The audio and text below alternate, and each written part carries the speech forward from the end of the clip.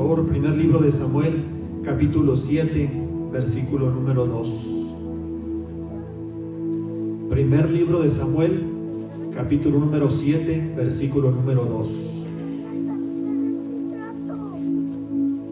Díganle al que está a su lado: yo sí traje mi Biblia, cuando menos en el celular, pero la traigo. ¿Ya lo encontró? Primer libro de Samuel, capítulo 7, versículo número 2. El arca permaneció en Kiriat Jeraim mucho tiempo, 20 años en total. Durante este tiempo todos los israelitas se lamentaron porque parecía que el Señor los había abandonado. Quiero que note esa frase: parecía que el Señor los había abandonado. Esta mañana precisamente le puse por título al mensaje como una pregunta, como una interrogante. ¿Nos ha abandonado? ¿Realmente Dios nos ha abandonado? El arca del pacto era el objeto más sagrado del templo. Contenía en su interior una urna con el maná que comieron los israelitas en el desierto, las tablas de la ley, la vara de Aarón que reverdeció. Era de madera de acacia y recubierta de oro puro, y constituía el símbolo más especial de Dios con el género humano. Desde la parte de arriba, en el propiciatorio, Dios hablaba con Moisés, y posteriormente, solo una vez al año, en el día de la expiación, el sumo sacerdote entraba al lugar santísimo y tenía contacto con ella al hacer expiación por el pueblo. Traje un modelo del arca, más o menos para que usted y yo la visualicemos de una forma más clara, más precisa. Las medidas reales del arca del pacto son más o menos 1 metro y fracción de ancho, de largo, por 68 centímetros de alto. Esta es una réplica pequeña, obviamente. Por aquí me la regalaron, me la trajeron como un obsequio y al cual aprecio mucho. Si se fija, las varas del arca eran para cargarla. Se transportaba en los hombros de los levitas. Ellos tenían el privilegio de transportar el arca del pacto, el símbolo más especial de la presencia del Señor. Y se abría, era un cofrecito que se abría. En la parte de arriba tenía unos querubines como estos. Y desde esta parte era donde Dios hablaba con Moisés. Le llamaban la parte del propiciatorio. Esta parte de arriba con los querubines. Esto era de oro puro. Y esto era de madera de acacia, recubierta también de oro. ¿Qué había en el interior del arca? Bueno, estaba una urna que contenía el maná, precisamente el pan del cielo, que los israelitas estuvieron comiendo en el desierto durante 40 años.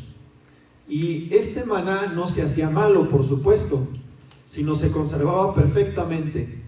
Entonces, dentro del arca había la urna con el maná del cielo, como un memorial de cómo fue alimentado el pueblo en el desierto.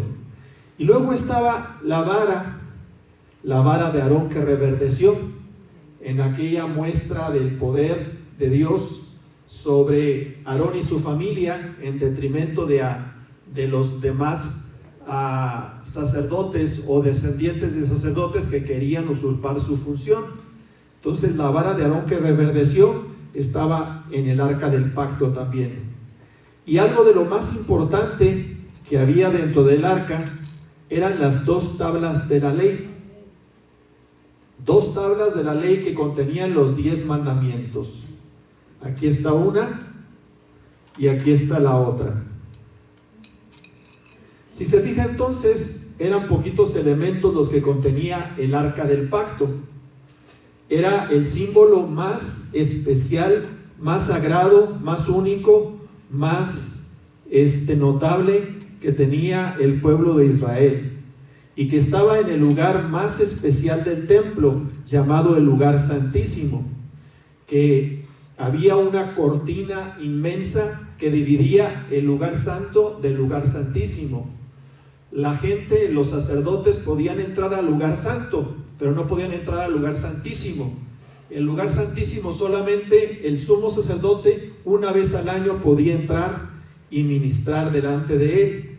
Y cuando estaba Moisés en el tabernáculo en el desierto, pues de ahí precisamente era de donde hablaba Dios con Moisés y le manifestaba todas sus ordenanzas, todas sus enseñanzas, todas sus instrucciones de esta parte de arriba que era precisamente el propiciatorio.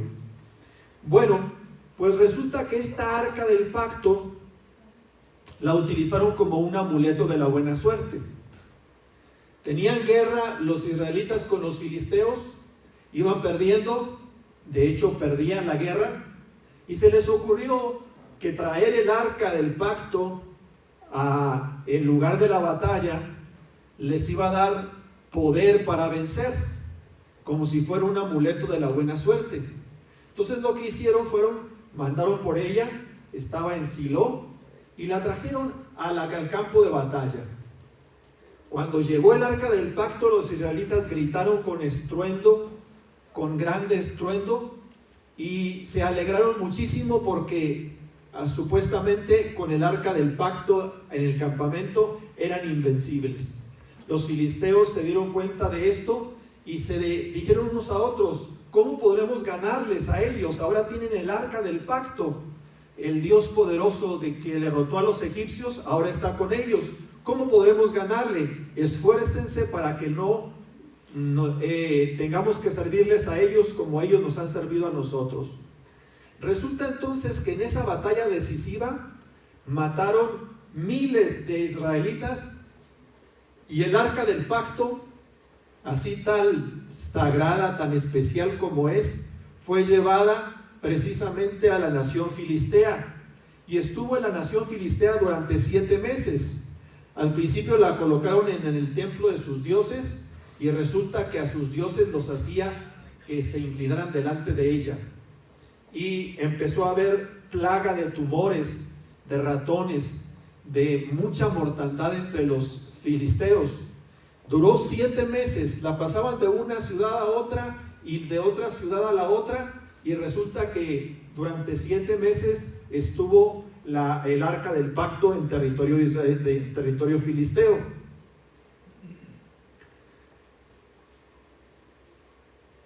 El arca entonces permaneció en territorio filisteo durante 7 meses. Después de esto la trajeron a Kiriat Jearim, mucho tiempo, 20 años en total.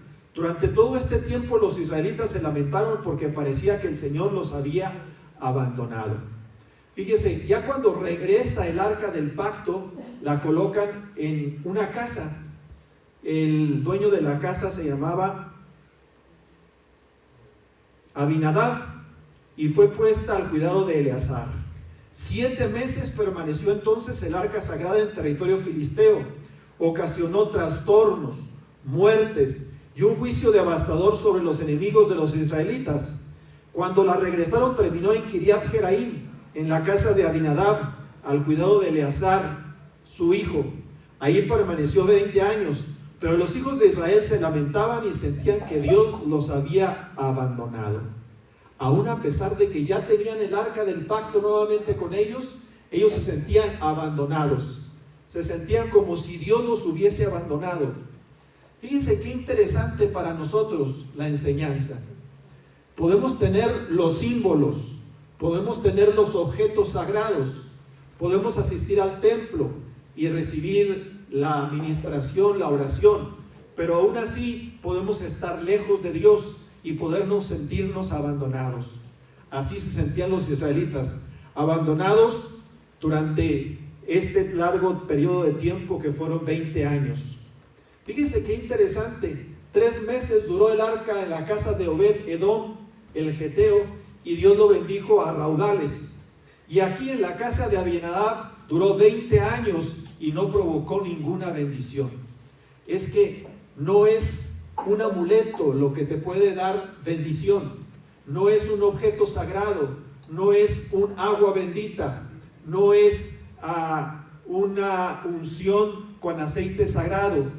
Todo eso es válido cuando tú y yo actuamos correctamente. y cuando somos guiados por Dios para tomar buenas decisiones.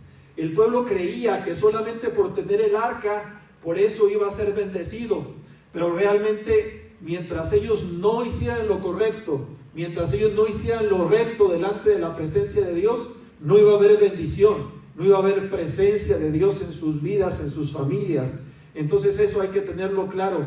No es un amuleto de la buena suerte el que nos da la bendición de Dios. Dice la Biblia, la bendición de Dios es la que enriquece y no añade tristeza con ello. No es un objeto, no es un símbolo, no es en este caso un arca, una réplica. Podrían todos comprar una de estas y llevarlas a su casa y tenerla allí como un objeto sagrado, pero eso no marcaría para nada la diferencia. Realmente lo que necesitamos es la presencia de Dios, la gracia de Dios. Dice más adelante en 1 Samuel 7 del 10 al 12: entonces, justo en el momento en que Samuel sacrificaba la ofrenda quemada, llegaron los filisteos para atacar a Israel. Pero ese día el Señor habló con una poderosa voz de trueno desde el cielo y causó tal confusión entre los filisteos que los israelitas los derrotaron. Los hombres de Israel los persiguieron desde Mizpa hasta un lugar abajo de Bet-Car, matándolos a lo largo del camino. Luego Samuel tomó una piedra grande y la colocó entre las ciudades de Mizpa y Gesana. La llamó Eben-Ezer, que significa la piedra de ayuda, porque dijo: hasta aquí nos ayudó el Señor. Cuando leí este pasaje me inspiró para predicarlo. Eben-Ezer, piedra de ayuda, o hasta aquí nos ayudó el Señor. Ahorita les hablaba del arca del pacto, ahora les hablo de la piedra que colocó, en este caso Samuel, entre las ciudades de Mizpa y la otra ciudad que se llamaba, déjenme le digo,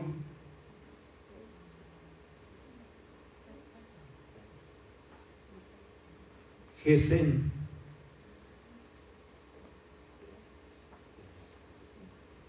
Entonces, ahí colocó la piedra el profeta Samuel, que se constituyó como juez del pueblo precisamente en esa ciudad, en Mizpa. Los filisteos eran sus poderosos adversarios, los habían derrotado y eran sus siervos, haciendo todo lo que querían con ellos. No había funcionado el llevar el cofre sagrado a la batalla, pero Samuel los desafió a limpiar sus casas de ídolos y demás cosas abominables. Ellos lo hicieron y además ayunaron reunidos en Mizpa. Se reunieron en Mizpa y ahí ellos ayunaron durante todo el día, quitaron todos los ídolos, todos los dioses ajenos, y allí en Mizpa hicieron un pacto de servir a Dios con todo su corazón. Ahí en Mizpa los filisteos se dieron cuenta que estaban reunidos y mandaron al grueso del ejército filisteo. Ellos eran poderosos, valientes, eran fuertes, eran en este caso instrumentos que eran y habían sido de castigo para el pueblo de Israel. Ahí en Mizpa entonces, mientras Samuel sacrificaba el holocausto, llegaron los filisteos con toda la fuerza, con todo el ímpetu, con todo el valor, con toda la temeridad de los cuales eran testigos los israelitas. Y ahí ellos dijeron al profeta Samuel: no ceses de orar por nosotros, no ceses de clamar a Dios por nosotros. Estamos en graves aprietos, el ejército está llegando, no tenemos la fuerza para repelerlo, no tenemos el poder para vencerlos. Allí en Mizpa entonces se dio algo sobrenatural. Dice la Biblia, los hombres de Israel, pero ese día el Señor habló con una poderosa voz de trueno desde el cielo y causó tal confusión entre los filisteos que los israelitas los derrotaron. Los hombres de Israel los persiguieron desde Mizpa hasta un lugar abajo de Bet-Car, matándolos a lo largo del camino. Cuando tú y yo estamos sometidos a presiones exageradamente fuertes y que ya no tenemos ánimo para seguir luchando, sentimos que Dios nos ha abandonado. Pero como los israelitas reunidos en Mizpa, tenemos que nosotros también sacar de nuestra vida todo lo que haya que sacar, limpiar nuestra mente, limpiar nuestro corazón, convertirnos a Dios de todo corazón y buscar su gracia, su perdón y su bendición. Fue allí donde se dio la batalla, en Mizpa. Terminando de hacer el sacrificio, llegó el ejército filisteo, pero allí intervino Dios directamente con voz de trueno. Causó tal confusión entre los filisteos que los israelitas pudieron derrotarlos fácilmente, perseguirlos y matar a gran parte de ellos. Cuando tú y yo somos guiados por Dios, podemos hacer maravillas. Cuando tú y yo somos guiados por el Señor, podemos hacer prodigios, señales. Y Dios interviene en nuestro favor, haciendo lo que nosotros no podemos realizar, realizando lo que parece imposible, pero para Dios todo es posible. Somos más que vencedores por medio de aquel que nos amó. Dice la Biblia, por lo cual estoy seguro que ni la muerte, ni la vida, ni ángeles, ni demonios, ni lo presente, ni lo porvenir, ni ninguna otra cosa creada nos podrá separar del amor de Dios, que es en Cristo Jesús, Señor nuestro.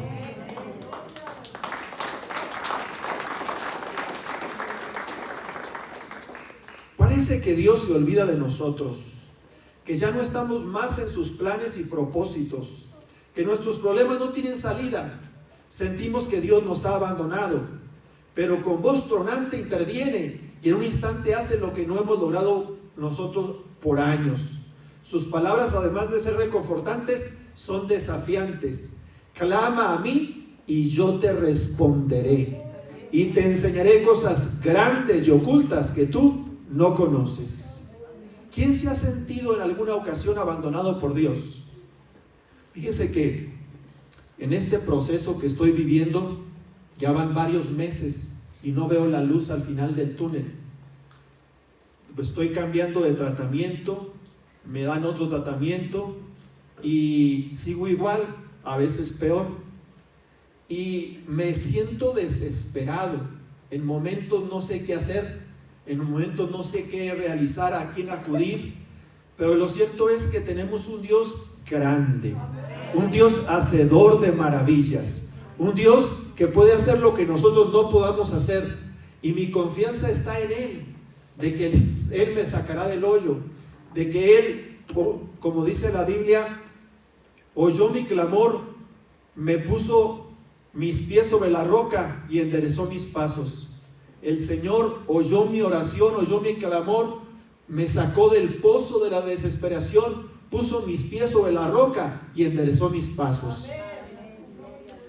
Pero es difícil vivir el momento, es difícil vivir el instante, es difícil vivir la época dura, la época compleja, la época complicada. Parece que Dios se olvida de nosotros, que ya no estamos más en sus planes y propósitos, que nuestros problemas no tienen salida. A veces así nos sentimos, un problema sin una salida, un problema sin una respuesta, un problema sin una bendición, un problema sin la presencia maravillosa de nuestro Dios. Pero como dice la Escritura y lo dice claramente, clama a mí y yo te responderé y te enseñaré cosas grandes y ocultas que tú no conoces, porque el que pide recibe, el que busca halla y al que llama se le abre. Clama a mí y yo te responderé. ¿Con qué fuerza, con qué fe, con qué ímpetu, con qué corazón debemos de clamar al Señor y de buscar su rostro, su presencia y su bendición? Una gran piedra colocó Samuel entre las poblaciones de Mizpa y Gesana. La nombró Eben Ezer, que significa piedra de ayuda, o más específicamente, hasta aquí nos ayudó el Señor.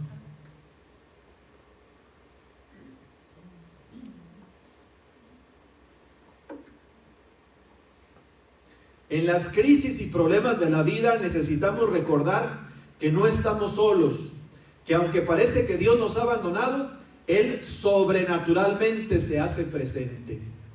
Voz tronante, voz del cielo, voz poderosa, voz fuerte, voz tronante, la que se dio en aquella decisiva batalla donde los filisteos iban con todo para ganar y salieron perdiendo, perseguidos por los israelitas, quienes mataron a gran parte de ellos. Una voz tronante es la que necesitamos en nuestra vida, en nuestra familia. Una voz que diga: hijo, sí se puede, hija, sí es posible, somos más que vencedores, somos más que vencedores en Cristo Jesús. Él está con nosotros todos los días y hasta el fin del mundo. En tu presencia hay paz, en tu altar hay paz, delicias a tu diestra para siempre. Una gran piedra es colocada en los caminos y encrucijadas de la vida. Es un testimonio del poder divino de nuestras vidas, en nuestras vidas y en nuestras familias. Con voz tronante Dios confundirá a nuestros enemigos, hará correr a nuestros adversarios. Él sigue teniendo el control de lo que nos pasa, y si hasta aquí Él nos ha ayudado, lo seguirá haciendo toda la vida. Porque es reconfortante decir: Ebenezer, hasta aquí nos ayudó el Señor. Pero ¿y lo que viene? ¿Y el mañana? ¿Y el futuro? ¿Cómo será? ¿También nos va a ayudar el Señor? ¿También nos va a sacar adelante del pozo de la desesperación, del lodo cenagoso? ¿También enderezará nuestros pasos y nos pondrá sobre la roca sólida y firme que es su presencia? Podemos tener la seguridad de que Dios está con nosotros cual poderoso gigante, y que de su mano de poder nada ni nadie nos podrá vencer ni nos podrá derrotar. Ebenezer, piedra de ayuda, o hasta aquí nos ayudó al Señor. Podemos depositar en Él nuestra fe y nuestra confianza, toda nuestra fortaleza y esperanza. Dios siempre será más grande que nuestros problemas, y apoyados en Él superaremos toda crisis y venceremos toda adversidad. Apoyados en Él superaremos toda crisis, venceremos toda adversidad, saldremos adelante de cualquiera de las situaciones difíciles de la vida. Ebenezer es un testimonio grandioso del obrar sobrenatural de Dios, de su poder que no tiene límites, de su gracia que no conoce fronteras, de su amor que nos llena, nos nutre y nos satisface. Si Él lo hizo ayer, lo podrá hacer hoy y también lo hará mañana.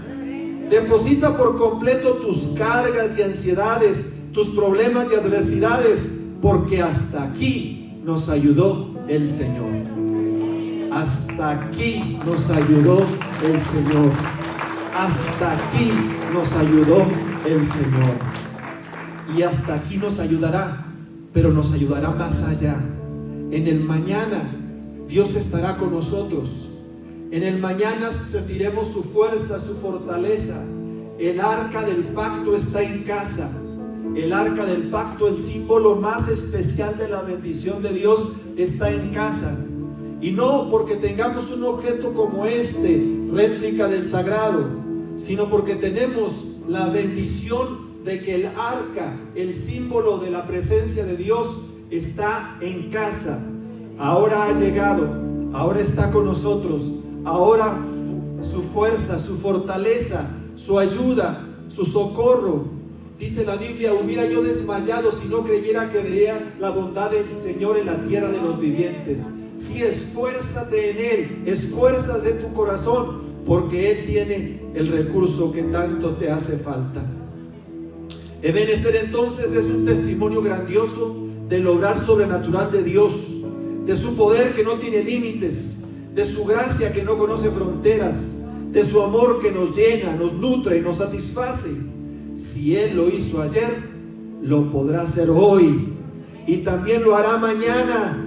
Deposita por completo tus cargas y ansiedades, tus problemas y adversidades, porque hasta aquí nos ayudó el Señor. Hasta aquí nos ha ayudado nuestro Dios.